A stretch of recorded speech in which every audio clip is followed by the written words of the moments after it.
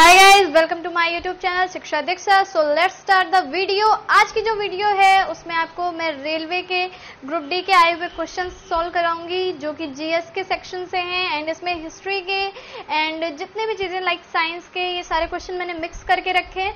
सो जल्दी से सॉल्व कर लेते हैं इस क्वेश्चन को। इसके साथ साथ आपको मैं एक और चीज बता दूं कि अब इस चैनल पे आपको लगातार सीजीएल के लिए वीडियोज मिला करेंगी बिकॉज सीजीएल का जो है आप जानते हैं 4 जून इसकी लास्ट डेट है एंड एग्जाम जो है अब जल्दी होंगे, अगस्त में एग्जाम होते हैं। सो आपको कोई भी प्रॉब्लम ना हो आपके सीजीएल के एग्जाम में, इस वजह से मैंने सोचा है कि अब मैं सारी सीजीएल की भी कुछ वीडियोस लगातार लाया करूंगी।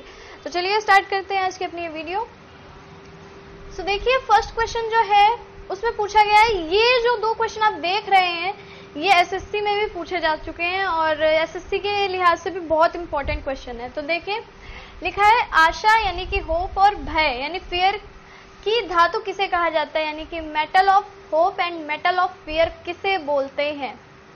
तो मैं बता दूं मेटल ऑफ देखिए अलग अलग है, आप इसको एक में समझ लीजिएगा। मेटल ऑफ होप अलग है और मेटल ऑफ फियर अलग है। तो जो आपकी आशा की धातु है यानी कि मेटल ऑफ होप है, मैं इसको ऐसे करके लिख दे रही हूं, वो है आपकी यूरेनियम और जो भय की धातु है वो है आपकी प्लूटोनियम।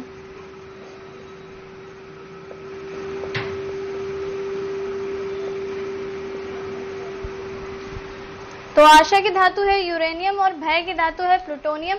अब बात कर लेते हैं कि आशा की धातु, वैसे देखिए पूछा तो नहीं जाना है कि कौन सी आशा की धातु है भय की धातु है, लेकिन फिर भी बात कर लेते हैं। तो जो आशा की धातु इसे क्यों बोला जाता है, पहली बात तो मैं बता दूं यूरेनियम नाम जो पड़ा है ये यूरेनस जो कि ग्रीक गॉड है उनके नाम पे यूरेनियम का नाम रखा गया और ये यूरेनस का मतलब होता है स्काई या फिर द हेवन। तो हेवन मीन्स होता है स्वर्ग और इस वजह से जो है ये धातु। और दूसरी बात मैं ये बता दूं कि जो सन की जो रेज अब्जॉर्ब की जाती हैं उनमें भी जो रेज हैं वो यूरेनियम की रेज मिलती हैं। इस वजह से कहा जाता है कि सन पर ये जो यूरेनियम था वो अर्थ से भी पहले था, क्योंकि सन आप जानते हैं अर्थ से बहुत पहले था।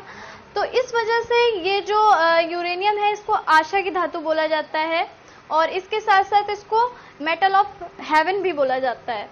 तो इस वजह से ये जो यूरेनियम है आशा की धातु। वैसे तो कोई भी क्वेश्चन आप जानते हो ये बहुत ज्यादा इंपॉर्टेंट नहीं है, क्यों कहा जाता है ये सब कुछ नहीं पूछा जाएगा आपसे।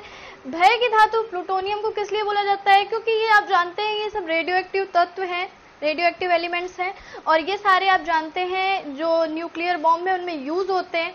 तो इस वजह से आप जानते हो कि न्यूक्लियर अटैक कितने भयंकर होते हैं, इस वजह से इसे भय की धातु बोला जाता है। आगे आप देख लेते हैं। हाँ, यूरेनियम के बारे में थोड़ी सी बात और कर लूं क्योंकि यूरेनियम जो है अपने आप में इम्पोर्टेंट है थोड़ा सा। तो यूरेनियम के बारे में बात कर लेते हैं। आपने जब इंटर पढ़ा होगा तो आपको यूरेनियम का पता होगा कि हम इसको U से डिनोट करते हैं और इसका 92 जो होता है वो एटॉमिक नंबर होता है। लेकिन फिलहाल आपसे ये नहीं पूछा जाएगा, वैसे आ सकता है ये सारी चीजें भी जो है पूछी जाती हैं, लेकिन और भी चीजें जैसे ये चीज पूछ सकते हैं कि यूरेनियम का मुख्य अयस्क क्या है। तो इसका मुख्य अयस्क है जो वो होता है पिच ब्लेंड और दूसरा अयस्क है वो भी मुख्य में ही आता है लेकिन उतना मेन नहीं है, उतना फेमस भी नहीं है, जो होता है कार्नोटाइट। तो आपको मेन याद रखना है पिच ब्लेंड। और सबसे पहले मैं बता दूं कि ये जो यूरेनियम था जब ये पहले इसकी खोज की गई थी, जब इसकी खोज हुई थी तो ये यूरेनियम सिर्फ काम आता था जो सिल्क के थ्रेड हैं उनको रंगने में यानी कपड़ों को कलर करने में। तो आप समझ सकते हैं। लेकिन उसके बाद में जब हेनरी बैकरल ने देखा कि ये एक रेडियो एक्टिव तत्व है और इसका काम हम न्यूक्लियर मतलब कि नाभिकीय विखंडन या आप जानते हैं इन सारी चीजों में किया जा सकता है, फिर उसके बाद इसकी जो डिमांड है वो काफी बढ़ गई और अब तो यूरेनियम बहुत ही एक तरीके से हम बोल सकते हैं महंगा तत्व है, बहुत ही महंगा एलिमेंट है। और इंडिया में भी जो है इंडिया में भी इसकी खदानें हैं, लेकिन मेन जो है ये आपका विदेशों से ही निकलता है, लेकिन इंडिया में भी कुछ जगह हैं ऐसी, जैसे आंध्र प्रदेश है, आपका नागालैंड है, तो वहां पे कुछ जगह ऐसी हैं जहां से ये निकाला जाता है। चलिए अब आगे बात कर लेते हैं, इतना बहुत है यूरेनियम के बारे में। अब देखिए कह रहे जीवन रक्षक धातु और तीव्र चांदी किन धातुओं को कहा जाता है। तो जो जीवन रक्षक धातु है ये है आपकी रेडियम। ये देखिए मैं रिस्पेक्टिवली लिख रही हूँ इसलिए मैं ब्रैकेट में नहीं लिख रही हूँ कि पहला है कि जीवन रक्षक धातु तो वो हो गई आपकी रेडियम और ये तीव्र चांदी अलग है, ये है आपकी पारा। पारा आप जानते हैं लेड, और ये आपका रेडियम। तो ये अलग अलग है, first is radium, second is आपका ये पारा। तो ये कंफ्यूज मत होइएगा कि ये सेम है, ये अलग अलग है दोनों। इनके बारे में डीप इतना जानना जरूरी नहीं है। यूरेनियम का अयस्क इंपॉर्टेंट होता है, इसलिए मैंने यूरेनियम के लिए थोड़ा मतलब मैं डीप में बता दिया। अब देखिए नेक्स्ट देखते हैं, भारत के प्रथम पुर्तगाली गवर्नर का नाम। आप जानते हैं सबसे पहले भारत में जो आए थे यूरोपियन की अगर हम बात करें, जो यूरोपी सबसे पहले आए थे वो आए थे पुर्तगाली, और उसके बाद आए थे भारत में डच। तो सबसे पहले यहाँ पूछा गया है सबसे पहले पुर्तगाली गवर्नर का नाम। तो सबसे पहले पुर्तगाली गवर्नर थे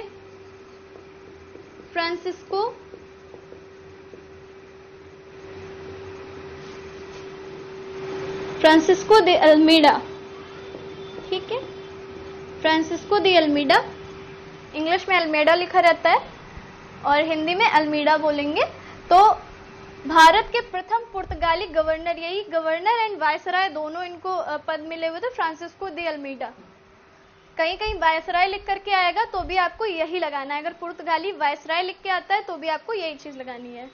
अब देखिए, पौधे नाइट्रोजन को किस रूप में प्रयोग करते हैं। तो पौधे नाइट्रोजन को प्रयोग करते हैं नाइट्रेट में चेंज करके। तो ऑप्शन में ऐसे ही आए थे, अमोनिया, नाइट्रेट, इस टाइप से आए थे, तो उसका सही ऑप्शन था नाइट्रेट। पौधे नाइट्रोजन का किस रूप में प्रयोग करते हैं, नाइट्रेट में चेंज करके प्रयोग करते हैं।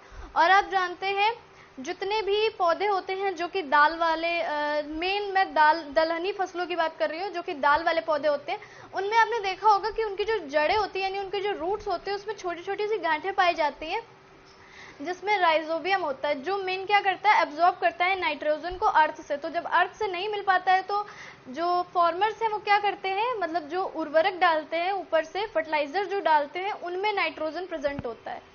तो उससे क्या करते हैं, जो राइजोबियम होता है वो एब्जॉर्ब करता है और पूरे पेड़ तक नाइट्रोजन पहुंचाता है। और जो नाइट्रोजन ही है, इसी वजह से यही मेन सोर्स है कि दालों में जो आपका होता है प्रोटीन बहुत पाया जाता है।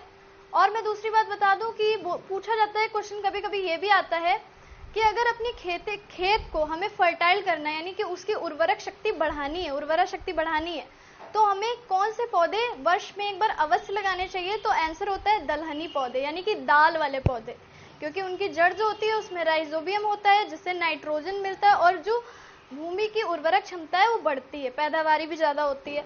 तो चलिए अब नेक्स्ट क्वेश्चन देख लेते हैं। देखिए, कह रहे हैं गदर आंदोलन के संस्थापक थे। गदर आंदोलन आप जानते हैं, गदर आंदोलन हुआ था जिसपे एक मूवी गदर भी बनी है। तो गदर आंदोलन के संस्थापक थे लाला हरदयाल।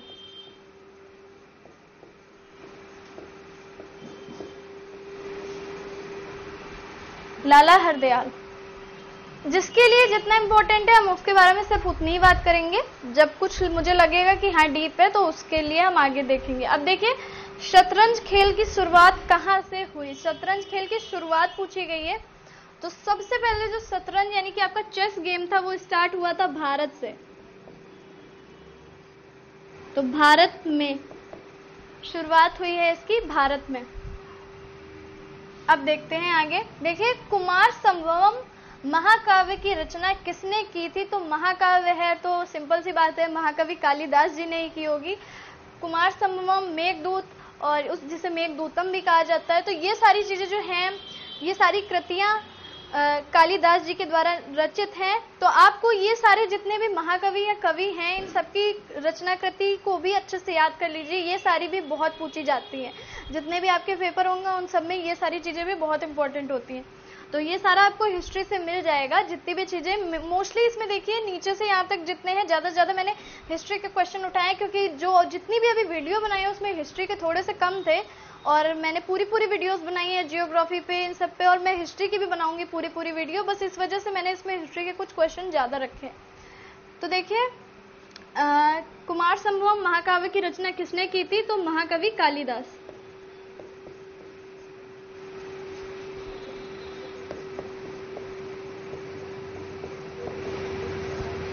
महाकवि कालिदास। अब देखते हैं चीनी यात्री ह्वेनसांग किसके शासनकाल में भारत आए थे? तो चीनी यात्री ह्वेनसांग जो कि एक बहुत बड़े एक्सप्लोरर हम कह सकते हैं, क्योंकि वो बहुत साल तक भारत में रहे, लगभग 15 वर्षों तक वो भारत में रहे और भारत के नालंदा विश्वविद्यालय में उन्होंने अध्ययन किया। यहाँ से जितना भी बौद्ध धर्म से रिलेटेड जितनी भी जानकारियां थी और भी जितनी जानकारियां थी वो सब वो ले करके गए अपने साथ, बहुत सारी चीजें वो ले गए थे अपने साथ।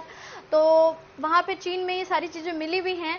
और तो इसके बारे में अगर हम ये कहें कि किसके शासनकाल में आए थे, तो जिस समय वो आए थे उस समय था हर्षवर्धन का शासनकाल और 15 वर्ष के लिए ये आए हुए थे। और सिर्फ यही नहीं, ऐसे बहुत सारे यात्री हैं जिनका वर्णन मिलता है। तो अगर आप, जब मैं हिस्ट्री बताऊंगी तो मैं तो बताऊंगी, अगर आपके पास कुछ हो तो आप पढ़ सकते हो कि कितने ऐसे यात्री हैं, बहुत सारे, सिर्फ चीनी नहीं, बहुत सारे यूरोपियन, सबके बारे में पढ़ लीजिए, कब कौन आया और किसके शासनकाल में आया, ये सारी चीजें भी बहुत इंपॉर्टेंट रहती हैं।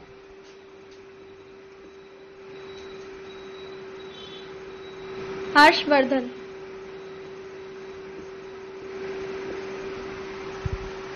तो हर्षवर्धन के शासनकाल में ह्वेनसांग इंडिया आए थे।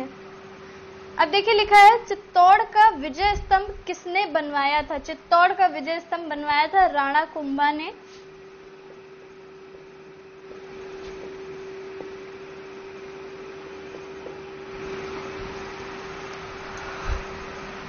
इसको टावर ऑफ विक्ट्री भी बोलते हैं।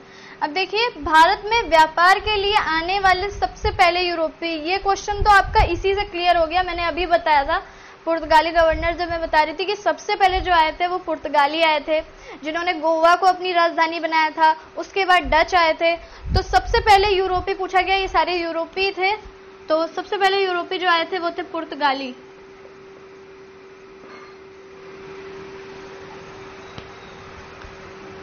अब देख लेते हैं गायत्री मंत्र के रचयिता कौन थे? तो गायत्री मंत्र के रचयिता थे विश्वामित्र जी।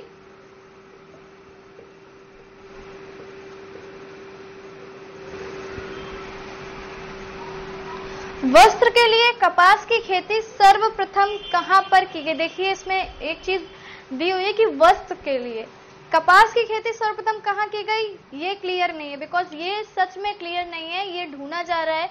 क्योंकि जो मैक्सिको है वहां पे एक केव है बहुत पुरानी, तो लगभग बोलते हैं कि 7000 वर्ष पुराने वहां पे कॉटन बॉल्स मिली हुई हैं, यानी कपास की कुछ चीजें मिली हुई हैं, लेकिन वहां पे वस्त्र के यानी कि कपड़े के या फिर थ्रेड का कोई भी नमूना नहीं मिला। तो इससे ये तो हो सकता है कि वहां खेती होती थी, लेकिन क्या उस खेती का कपड़े बनाने में यूज होता था, ये चीज क्लियर नहीं है। इसलिए वस्त्र के लिए कपास की खेती सर्वप्रथम कहाँ हुई, ये हम मैक्सिको नहीं लगा सकते, इसलिए ये है भारत।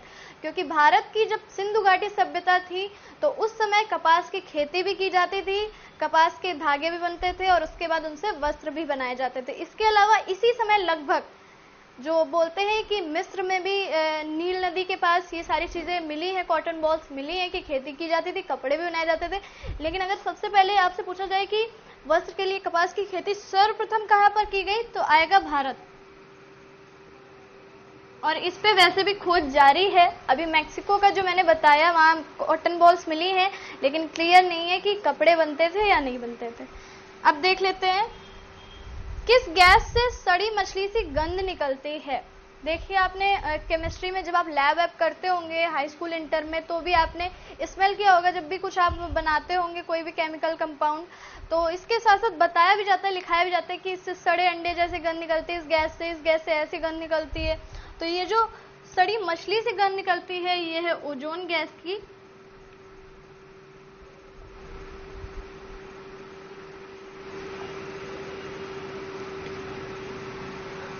ओजोन गैस से सड़ी मछली से गंध निकलती है। ये सारे आए हुए क्वेश्चन है, मैं अपने मन से इसमें कुछ भी नहीं बता रही हूँ। अब देखिए यूनिसेफ यानी कि UNICEF लिखा हुआ है, दिवस कब मनाया जाता है? तो सबसे पहले यूनिसेफ की बात कर लेते हैं। यूनिसेफ के जो हेडक्वार्टर है, हेडक्वार्टर बहुत पूछे जाते हैं, यूनिसेफ का हेडक्वार्टर है न्यूयॉर्क में। United Nation of emergency children's fund, children's emergency fund sorry, तो ये है इसका फुल नेम। और बच्चों के लिए ये फंड निकाला जाता है और इसका हेडक्वार्टर है न्यूयॉर्क में। और अब पूछा ये गया है कि यूनिसेफ दिवस कब मनाया जाता है, तो वो मनाया जाता है 11 दिसंबर को। 11 दिसंबर, 11 दिसंबर। तो आई होप ये जितने क्वेश्चन हैं सारे के सारे आप लोगों को क्लियर हो गए होंगे, क्योंकि मैंने जिनको भी बताना था उनको मैंने अच्छे से बताया। बाकी जिनके लिए ज़रूरत नहीं थी उस पर ज़्यादा टाइम देना सही नहीं है। तो गाइज आपको ये वीडियो मेरी कैसी लगी मुझे ज़रूर बताइए कमेंट में। वीडियो को लाइक किया करिए, शेयर किया करिए सारे लोगों के साथ। तो चलिए मिलते हैं अपनी नेक्स्ट वीडियो में गाइज, लेकिन आप तैयार रहिए क्योंकि मैंने बताया कि अब यहाँ पे सीजीएल के बैच भी आने वाले हैं। तो सीजीएल के जितनी भी है वीडियोस मैं लगातार निकालूंगी, बिल्कुल भी आप चिंता मत कीजिए। तो बस सब्सक्राइब कर लीजिए इस चैनल को, आपको सिर्फ इतना करना है, चैनल को सब्सक्राइब करना है। एंड अगर कोई वीडियो आती है और उसको लाइक कर लिया करिए, शेयर कर दिया करिए, बस इतना ही आपसे मैं मांगना चाहती हूँ और कुछ भी मुझे नहीं चाहिए। बस आपका थोड़ा सा टाइम चाहिए, सब्सक्राइब कर लीजिए, वीडियो देख लीजिए, लाइक कर लीजिए एंड शेयर कर लीजिए। तो चलिए मिलते हैं अपनी नेक्स्ट वीडियो में, तब तक के लिए पढ़ते रहिए, सीखते रहिए शिक्षा दीक्षा के साथ।